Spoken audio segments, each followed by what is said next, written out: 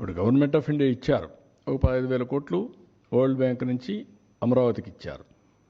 ఒక 12,150 కోట్లు పోలవరానికి ఇచ్చారు. ఒక 11,114 కోట్లు రివైవల్కి ఇచ్చారు. సరే, మిగిలిన కొన్ని మేము ఈ వర్క్స్ అన్ని మీద పెట్టడానికి కొంత శాఖ కింద కొంత ఫండ్స్ ఇచ్చారు. కానీ ఆ డబ్బులు నేను వెల్ఫేర్కి ఇవ్వలేకపోతున్నాను. కనీసం అక్కడ పెడితే రివైవ్ అయితే, డెవలప్మెంట్ అయితే నాకు ఆదాయం పెరుగుతుంది. ఆదాయం పెరిగితే ఇస్తాం.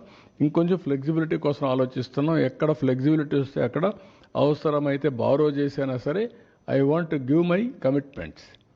తల్లికి వందనం కానీ, లేకపోతే రైతులకు ఇవ్వాల్సిన రైతు భరోసా కానీ I want to give it.